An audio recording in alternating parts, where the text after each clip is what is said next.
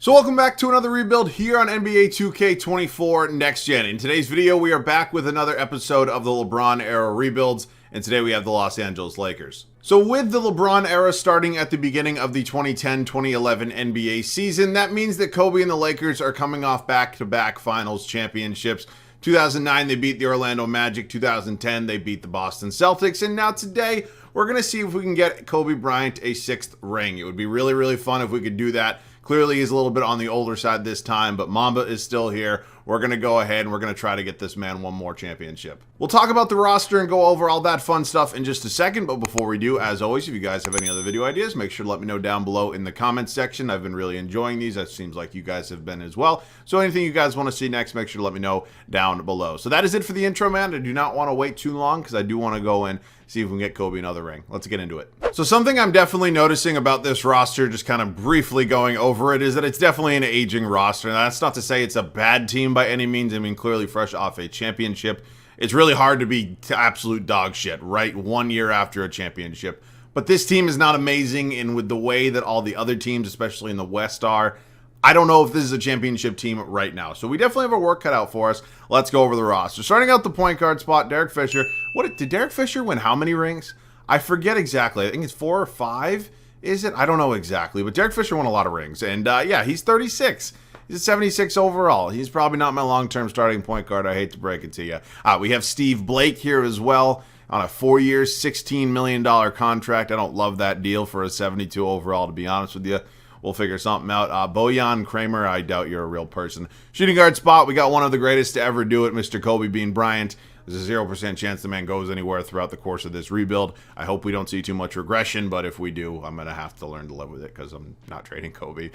We have Shannon Brown behind him, Sasha Vujacic here as well. Definitely both could be contributing role pieces for me at some point or another, and we will hopefully figure that out as the video does go on. The small forward spot, we do have Lamar Odom here. He's 30 years old at an 82 overall. I don't know if he'll be here the entire video, but as things stand right now, he's probably our third best player. Ron Artest here, good defensive presence, obviously. Ron Artest, Meta World Peace, whatever you want to call him. Matt Barnes here. He's 30. I mean, Matt Barnes could maybe find a spot in a role or something at some point. I have really no idea. Power forward is very weak. We have Luke Walton, who's on a 3-year, $17 million contract. Seems like quite a lot of money for a 73 overall, but I guess you could say the same thing about Steve Blake. But yeah, no, Luke Walton won't be starting for me. I'm just putting that out there right now. We have Pau Gasol here. You know, Pau Gasol is somebody that I look to build around, you know, next to Kobe today. I don't really want to trade Pau Gasol, and if he continues to play well and at a higher overall, there's pretty much 0% chance I trade him. I'm probably not moving him anyways. Theo Ratliff behind him, he's 37. Daryl Hughes, Lewis Harper, I mean, these aren't really pieces that we can build around. So, you know, kicking off year one, typically I don't make many major trades, and I'm not saying I'm absolutely going to make many major trades, but clearly there are some holes on this team, and Kobe's not getting any younger, so I want to compete every year of this video. So we're going to try to do that in year one, and a couple trades are definitely necessary. Our first trade is going to come with the Charlotte Bobcats, and it is going to land us a power forward in Boris Diaw. Now, Boris Diaw is probably nothing more than a stopgap for me. He's not going to be here for the long term. At least not as my starting power forward anyways. But he's going to fill a role in year one, and he's clearly a better player than Luke Walton. So, Sasha Vujacic, Steve Blake heading to Charlotte. We had depth at the shooting guard spot, and Steve Blake, that contract is not something I'm a fan of anyway. So, picking up Boris Diaw here on a 2-year deal in all likelihood for year one anyways will be my starting power forward. We're making another upgrade in our starting lineup, and that is going to be the addition here of Beno Udrih. He's going to come over in a deal with the Sacramento Kings. We're sending Matt Barnes and Daryl Hughes over to Sacramento, and Udrih is going to come in. He's a 79 overall. He's on a multi-year deal. He's clearly younger than Derek Fisher, and he might even be better at this point. I mean, overall-wise says he's better. I don't know if he actually is better, but you know what I'm saying. And, yeah, it goes ahead and gives us another point guard on this team. So I'm still undetermined, or I guess undecided would be a better way to phrase it, on what I want to do with Derek Fisher, because part of me kind of knows that he's going to retire after this season, but I also don't really want to trade Derek Fisher. I mean, I think I probably can. I don't think it would piss off too many people, but I have to find another point guard then at that point. But I think the one thing we can say is at least we solidified the starting five, and also I decided to trade Matt Barnes over on Artest, strictly because Artest has more years left on his contract, and they were the same age. So that's kind of why I went with that route. Diaw and probably Walton are going to be it for the power forwards for year one. I don't really know how I feel about Theo Ratliff being my backup center. Now, to be fair, he'll probably play 10, 12 minutes a night. Unless I'm seeing a much better offer here, it's probably going to be him, because even though he is only a 73, he's probably the highest we're actually going to see, at least in any sort of trade. So, yep, that's what it's looking like. So, I got to make a decision with Fisher. I mean, if I did Fisher, actually, who's in free agency right now? Because I don't really look at free agency a lot, especially in these LeBron era rebuilds. Eric Dampier's here. I mean, maybe. I hate all this two-way contract bullshit. It takes up so many spots, and it's honestly completely useless. Kelvin Hammonds, I mean, Antonio Daniels is here, not really a starting point guard role. Yeah, I mean, I don't know. Maybe I sign Eric Dampier for a year, but that's only if I find a significant trade for a point guard that includes Derek Fisher and includes Theo Ratliff. So, I mean, if there's nothing else, I'm just going to roll with the punches for year one. Is that Taj Gibson? Taj Gibson would be nice. I just don't know what we'd be getting for Luke Walton then at that point. So unless we're seeing Mario Chalmers for a year and then Joel Anthony, maybe that solves a couple things. I think that actually might. We only give up a second-round pick. Chalmers is a 1 overall lower. Now, he will be entering free agency, and I don't know if we'll have any sort of rights on him. But I think that actually gets me a little bit more excited. I really do. I know I might have some Lakers fans jumping down my throat here, but I got to look out for the kind of the longevity of this team throughout the 3 years. So I'm going to make this trade. We also get Joel Anthony on a 5-year contract, so kind of feels like a win. I'm going to go ahead. I'm going to take it. We don't give up anything significant in terms of draft picks. I can live with that. Let's set the rotation. So after some pretty significant trades, we are officially ready to kick off year one here in Los Angeles. Now, this team doesn't look exactly like it did at the start of this video, and I think all the moves we made are really going to benefit us, not only this season, but for the rest of this video as well. So now we got to kind of come to terms with, is this team actually good enough to compete in a very, very good Western Conference? And I don't know the answer to that question right now, but we will find out, and we still do have Kobe and Powell here, so I really don't want to count us out whatsoever. I am a little nervous, though. So Beno Udrih is going to be our starting point guard. Funny enough, the game wants Mario Chalmers to start. I'm going to go with Beno. I think he's the higher. I know he's the higher overall. I think he's the better fit. We'll see. Kobe clearly starting here at the 2. We got Odom at the 3, Dio at the 4, and then Mr. Pau Gasol at the 5. Bench unit is going to be led by Ron Artest. By no means is this the greatest bench in the world, but it will do for year one. Shannon Brown follows him. Mario Chalmers, newly acquired. Joel Anthony, our new backup center. And then Luke Walton rounding out this 10-man rotation. So it's not great. I'm not exactly thrilled about it. We do have one of the greatest coaches of all time in Phil Jackson here, so maybe that'll help out a little bit. But it's going to be a very interesting first season, to say the least. So I'll see you guys at the end of year one. Very good first season for us here. 59-23 is the record, and that's actually exceeding the expectations I had. I thought we would be somewhere around 48, 52 wins, anywhere in that range. I am very, very happy with 59. We definitely have a fun playoff run coming up. So, LeBron James, his first year in Miami is your MVP. It pretty much happens every single time. I mean, these awards in year one, I'm sure if you guys have watched all these LeBron-era rebuilds, actually, you don't see Ibaka win most improved. That's cool. Are relatively similar. So, Eric Spoelstra, head coach of the year, and yeah, they won 67 games. Let's check out the Western Conference, a very good Western Conference where we land as the 2 seed here. And yeah, I mean, we have the Clippers, so it's going to be the Battle of LA in round 1. Here's a look at the Eastern Conference if you wish. And let's get into some stats. Let's see how everybody played. And I imagine Kobe was our leading scorer, and he was. About 26 points a game. About 5.5, 6 boards, 4 assists, 2 steals a game. I love it. I do. Pau Gasol, Lamar Odom, Shannon Brown, Beno Udrih, DeBoris Diaw, Artest, Chalmers, Walton, Anthony. Rebounds going to go to Pau, and assist was Beno. Okay, so as I mentioned, it is us and the Clippers here. There's no play-in, clearly, in round 1, and it's the Battle of LA. Baron Davis, Eric Gordon, you got Kenneth Boyd, 69 overall. Rookie of the Year, Blake Griffin, Chris Kaman. You got DeAndre Jordan off the bench, Craig Smith. All right, I think we're the better team. I do. I'm not really going to doubt the Clippers or about the Lakers against the Clippers with Kobe in the playoffs whatsoever. We move on to Dirk and the Dallas Mavericks, who in real life this team actually ended up making the finals and winning it this year. Jason Kidd, Jason Terry, Sean Marion, Dirk, Tyson Chandler, JJ, Caron Butler. Wow, they had Ben Wallace as well. That's some good depth they got going on there. We are up 2-1 at this moment. They tie it up 2-2. We go up 3-2, and they force a game 7. We win. We win in 7. We're taking on Carmelo Anthony, I believe, right? Yes, and the rest of the Denver Nuggets. So Chauncey Billups, J.R. Smith, Melo, Nene, Chris Birdman, Anderson. You got Ty Lawson, Kenyon Martin, Aaron Aflalo. Good names, man. It's my childhood right there. We quickly go down 2-0. We do win game 1 on our home floor. Well, game 3, I guess. You know what I'm saying. We tie it up 2-2. We go down 3-2. Force game 7, and we are in the finals here in year 1. And now we're taking on the super team Miami Heat. I forgot we made the trade, so they have Derek Fisher. I know so many people at some point or another would have wanted to have seen a LeBron versus Kobe finals, and it felt like there was ample opportunity, and it just never happened, which really does suck, but maybe this is some sort of consolation prize. I mean, a little bit of different teams and layouts, but nonetheless, it is happening. So we do drop game 1 and game 2. We do win game 3 on our home floor. We lose game 4, and we lose in 5. Now, I'm not really surprised we lost to the LeBron Miami Heat super team. If we had pulled that one off, it would have been just insane. I mean, no other way to say it. So that is what it is, man. I'll live with it. See, Derek Fisher does retire here, so I guess we kind of made the right decision by trading him. Now, will we lose Mario Chalmers for nothing? I hope not. We'll find out. Hall of Fame, Shaq and Jason Kidd, jersey retirements. Cool, historic changes, did the same things every time. And let's get into the lottery, where I'm 95% positive we won't even sniff a lottery draft pick. So, Raptors, Bucks, Bobcats, Warriors, and Jazz is your top 5. Now, staff signing, I have no inclination to move on from Phil Jackson.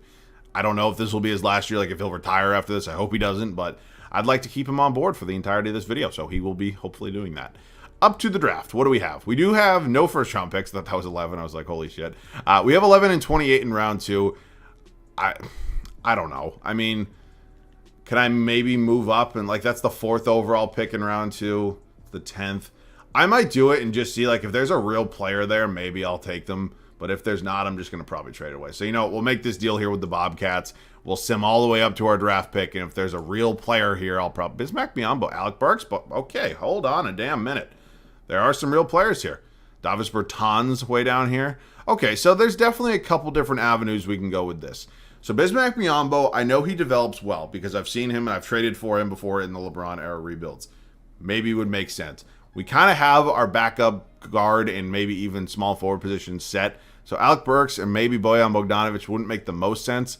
I really kind of am leaning Bismack Biyombo. Dude can rebound the shit out of a basketball, that's for sure. And he's only 18. Take notes, Josh Giddey. I really do think that this would be probably the most beneficial pick. So I'm going to take Bismack Biyombo. You know, looking at the grand scheme of careers, maybe Bogdanovic has them all beat, but I'm going with Bismack Biyombo. He's a 75 overall already. Beautiful. So Shannon Brown ends up declining his player option for $2 million. Not somebody I want to just let walk for nothing. Mario Chalmers will be qualified for $1 million, which is very nice. And then we enter a free agency where we don't really have any money. So that's a little bit unfortunate. Now, can we clear up some money? I think we probably could. It's just, do we want to get rid of Odom, Udra, Diaw, Artest? I mean, we're going to have to move on from a lot of these guys if we wanted to clear up any money. So that's something we'll have to figure out. I do think we're going to make a big trade, though, so hang with me. Our first big trade of the offseason is going to come with the Memphis Grizzlies, and here's how it looks. Lamar Odom, Joel Anthony, and Bojan Kramer, whoever that is, are going to Memphis for Rudy Gay and a 2013 first-round pick. This deal really benefits us. I think clearly at this point in time, it makes sense to take a guy like Rudy Gay over Lamar Odom. Joel Anthony is really not needed here anymore with the drafting of Bismack Biyombo, and we get a really good young player in Rudy Gay who's locked up on a long-term contract and a first-round pick. Kind of feels like a home run deal to me. Honestly, I don't really know why it's a trade option, but it helps out Kobe, it helps out Powell. I'm really happy about it. So now comes the decision, what do we want to do with our point guard and our power forward spots? I thought Udra and Diaw both played relatively well for us. I know they are both expiring, and I don't know if we can keep both of them. I think we do have to make an upgrade at least one of those spots. What that trade will be, I am not sure yet, but I obviously will show you guys when I do find it. We're making a trade here with the Cleveland Cavaliers. Now, this might not look like a super significant trade, but when you look at the year that Mo Williams had last year, 20 points a game while averaging 7 assists. Now, I know he's clearly not going to put those numbers up, but I think it'd be a significant kind of addition to this team. I have no problem keeping a guy like Boris Diaw. Luke Walton, I think, is a little overpaid, but we're getting a guy in Drew Gooden who will probably be moved immediately, but I'm very excited about the addition of Mo Williams. He's only 1 overall higher than Udra. He is a year younger, but I believe, does he have another year on his contract? Did he not have that? Oh, no. Well, he has a player option. Not the end of the world. I'll re-sign him. But, yeah, Udra now might have to be in some sort of trade to maybe find me a significant power forward upgrade. I have nothing wrong with Drew Gooden. I just think I'd like to maybe make a change there, find somebody just a little bit better. And we did especially not give up a ton of assets to get Mo Williams. So let's keep dealing. So I was thinking to myself, would it really be the end of the world if I moved Pau Gasol to the power forward spot? I mean, kind of the answer I came to is I don't think it really would. So we're going to go ahead and pull off a deal here with the Clippers.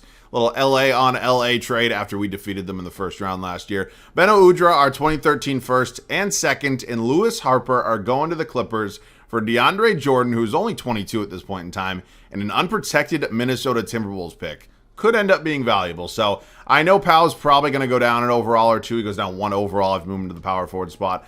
I really don't think it's the end of the world. I don't really know how well him and DeAndre Jordan would fit next to each other, but here in 2K, I really don't think it's going to matter too much. So Pau Gasol, and we were able to keep Drew Gooden, who's going to be my new backup for. So we're good here with Rudy Gay and Ron Artest. I do want to get Shannon Brown back, and I do need to find myself a backup point guard. So Luther Head, Ish Smith. Oh, wait, I have Mario Chalmers restricted. We're good. Is it not going to let me go ahead and bring back Shannon Brown? Now, that could be something that I'm a little bit disappointed about. Where did he go? Oh, he's right here. Wow, it's not going to let me pay Shannon Brown. That is very, very disappointing. I'm not really surprised about it with 2K, but it is what it is. So Anthony Parker is 36. I'm not really interested in that. James Jones, Bojan Bogdanovic ended up going undrafted. Wow, did he really? I can't really. Maybe can I don't know. I feel like we could figure something out here.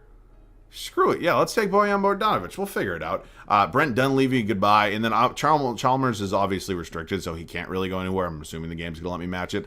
But I think, you know what I'm going to do is maybe I go ahead and let Bojan Bogdanovic get some run and maybe trade 31-year-old Ron Artest and find myself a different backup shooting guard. You know what? We're going to do that. Now, I'm not going to say Bogdanovic is going to be a better player, but I really do think that this is maybe the best avenue to kind of explore. I think this is really going to make sense for the remainder of this video. Now I just got to find a shooting guard, which is not exactly the easiest thing in the world to do. So Thabo Sefolosha, good defense, I guess. I don't know. You know what? Fuck it. We'll take Thabo Sefolosha. Welcome to the team. All right, man. That actually think works out for us relatively well. He'll be the backup here to Kobe. And yeah, I mean, other than that, we're just going to wait on Chalmers, and I'll see you guys at the start of year 2. After making it all the way to the NBA Finals last year just to get curb stomped by LeBron and the Miami Heat, we decided that this core wasn't good enough. We had to shake it up and make some big changes, and big changes is exactly what we did. We have 3 new starters here with Mo Williams, Rudy Gay, and DeAndre Jordan. I'm really excited about what the future of this team could be. So Williams is going to play, obviously, next to Kobe Bryant in the backcourt. Rudy Gay is our new starting 3. Pau Gasol moves from the 5 to the 4. Again, don't know how much I love the fit with him and DJ in the front court, but it's 2K. It'll work out. I'm sure it's not a big deal. The bench maybe hurts a little bit. Mario Chalmers will be my 6th man. He ended up getting offered a 2-year contract for like $4 million total by the Orlando Magic. I just matched it. Drew Gooden's going to be the backup for Thabo Sefolosha in here, Bismack Biyombo, and then Bojan Bogdanovic. So we have 2 rookies in here, one of which was undrafted, and Bojan Bogdanovic, but they are decent overalls in a 75 and a 74. So I think it's actually not the worst thing in the world. Hopefully they develop relatively well, and I am definitely excited about what this year could be. So I will see you guys at the end of year 2 here in LA.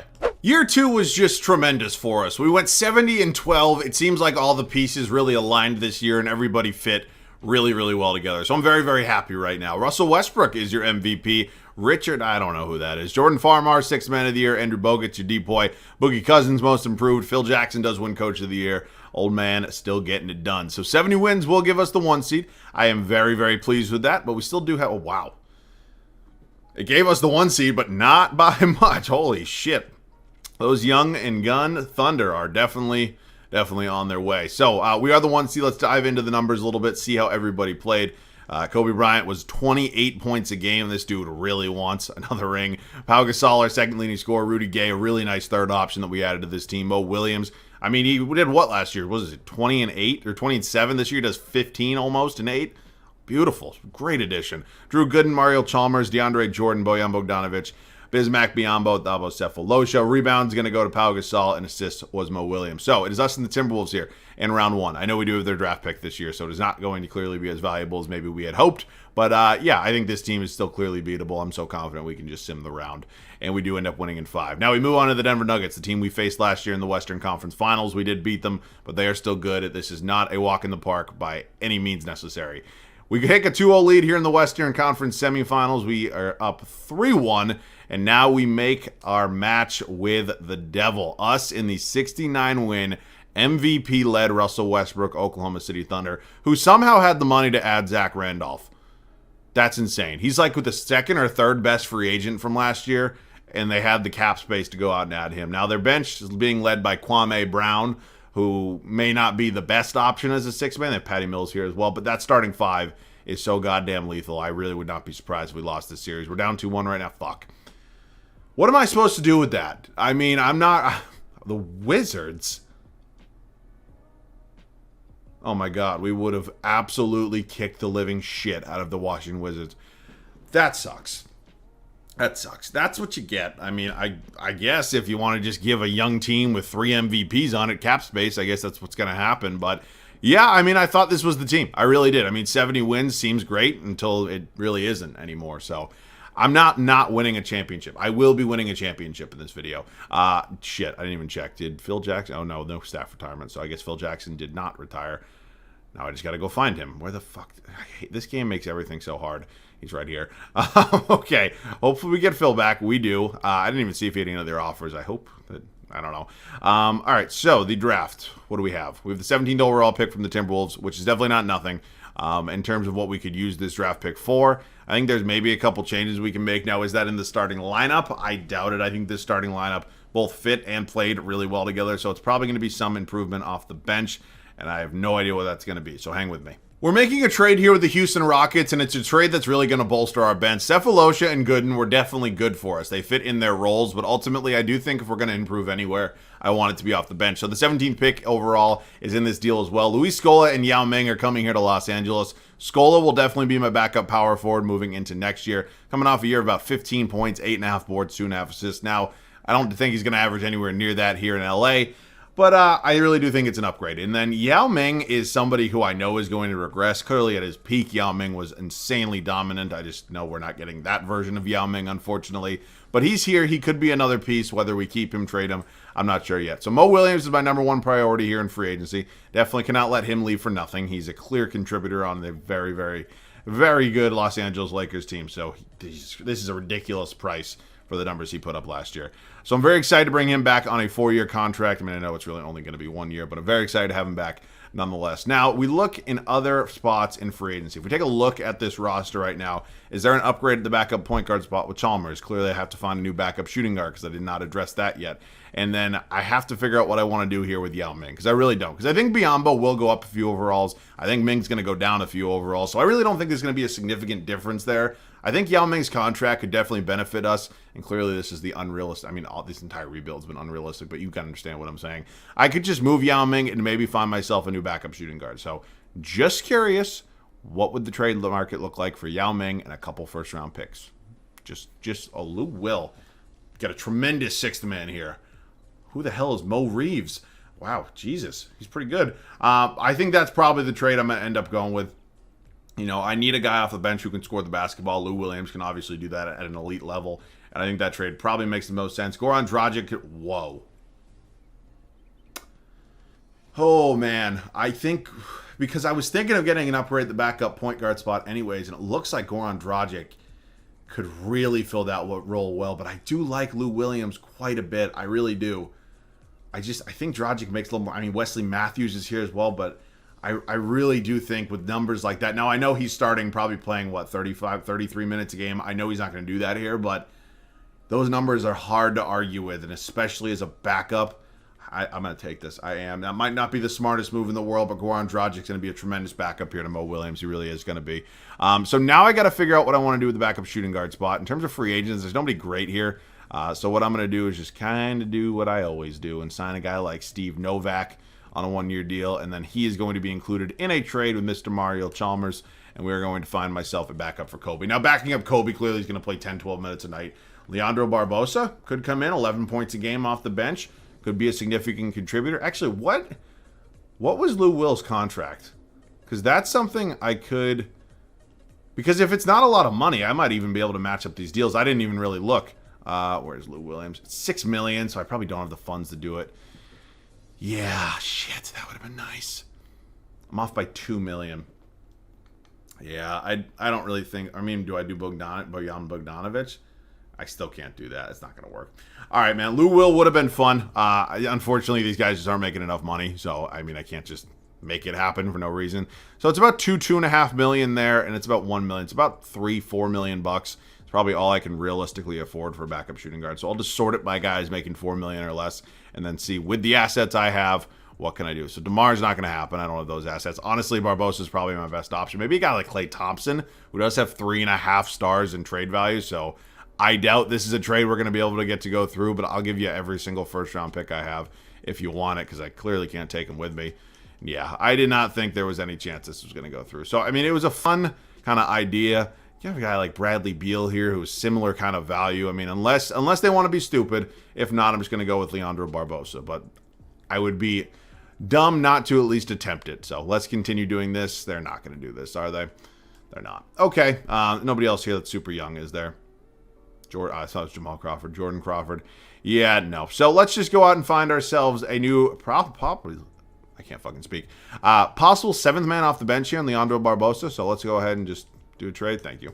All right, man. We are rolling with this heading into our final season. I mean, this team won 70 games last year, and we've done nothing but add better players. Hypothetically, we should be really good heading into next year. So I'll see you guys at the start of year 3. So last season, we won 70 games. We made it all the way to the Western Conference Finals just to get our teeth kicked in by the young, up-and-coming Oklahoma City Thunder. That didn't feel good. This offseason, we don't necessarily have any new starters, but we do have a few new bench pieces. I think they're pieces that are really going to benefit us. So starting 5 is the same as last year with Mo Williams, Kobe Bryant, Rudy Gay, Pau Gasol, DeAndre Jordan. I'm very happy to see that Kobe and Pau really aren't regressing like crazy. I thought they might. I'm very happy they're not. Goran Dragic will be my 6th man. Luis Scola follows him. He took a 4 overall hit, which really does suck. I didn't necessarily anticipate that. I know he's, 32, 33 years old. I didn't really anticipate that, though. Bismack Biyombo, firmly our backup center. Leandro Barbosa, whose overall actually went down as well, will be behind Biyombo, and then Bojan Bogdanovic, our backup to Rudy Gay. So this team is still very good. I think there is clearly championship talent here. We just got to face a very good Western Conference and hopefully get the job done this time. So here goes nothing, man. We ended the final regular season in just the best way possible. We go 73-9, which would have broken the Chicago Bulls record. Clearly the Warriors hadn't happened at this point. So it's the best record in NBA history. Now I'm super excited about that. It is a very good feeling, but it'll feel even better with a championship. It really will. Derrick Rose is your MVP. Anthony Davis is in Sacramento, and he is your Rookie of the Year. So I guess AD and Boogie Cousins still team up, just on a different team this time, not the Pelicans. Really? You can't figure out a way to play them next to each other in the front court? Is it that hard? Good God. Oh. I take that back. I clearly understand. What the fuck? How do you have possibly... Okay. Justin Farmer. Is he related to Jordan? I don't know. Scott Brooks. What? Do I just redo the intro to the playoffs of what I... What? That might be the first time ever in the history of one of my rebuilds that not only do I have, I guess technically the greatest record in NBA history, or what I thought was the greatest record in NBA history, but another team beats me. I don't remember the last time I had a 70-plus win team and I wasn't the first seed. That is insane. Insane. So wipe away, I guess, what I said to open this. We don't have the best record in NBA history because it is Scott fucking Brooks and the Thunder. 73 wins and we're a 2 seed. Insane. I mean, I don't have words. I mean, I guess good for you. This is clearly going to, in all likelihood, be the Western Conference Finals, but that is just absolutely insane to think about, to look at. I mean, I am just shocked right now. I really am. So here's the numbers, man. I mean, we just got to go out and perform. We just got to show them that we are the best team. We have the Spurs here in round 1. They get the Mavericks. It's not exactly a crazy difference. Both teams are very, very good still, even though the Spurs are maybe a little bit older. Actually, the Mavericks would be a little old, too, at this point. We are up 2-0 right now. We go up 3-0, and we sweep the Spurs. Beautiful. All right, man. We are moving on here to the Minnesota Timberwolves in the Western Conference semifinals. Have Kyrie Irving. They have 85-year-old Vince Carter, Michael Beasley, prime Kevin Love, Darko Milicic, who's your starting center. Okay, they do take game 1. Maybe I shouldn't be laughing so much. Really? Are we serious? It's just not my day. It's really not. What the fuck happened in round 2? Right? Good God. Good fucking God, man. I don't know. I really don't. I mean, we had 4 guys, 18 plus points a game. I don't know. Maybe we need a little bit more from Kobe, but I'm not going to get mad about 21, 6, and 8 with 3 steals a game from 54% from the field. I'm not going to get pissed about that. I don't know. I really don't. I thought we did a good job putting this team together.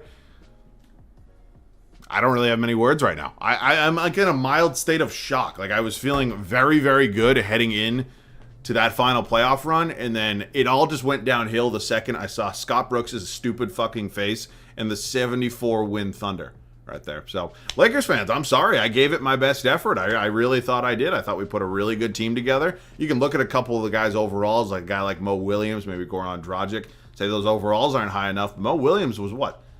Putting up 8 assists a game, 15 points. I mean, you're not going to get better than that. So, I don't know. Maybe I should have done some things differently. I'm sorry, Lakers fans. I'm sorry, Kobe. Long live the GOAT. But, yeah, man, it's a tough one. I show you guys the good, the bad, and the ugly. So this one was fun, though. I'm happy that we put together a good team. We definitely had a little bit of a nice and a fun run. So hopefully you guys did enjoy watching. If you did, you can leave a like down below. I'd greatly appreciate it. Of course, if you guys do have any other video ideas, let me know down below as well. So that is it for me, man. As always, thanks so much for watching. I love you guys. I'll catch you guys all in the next one.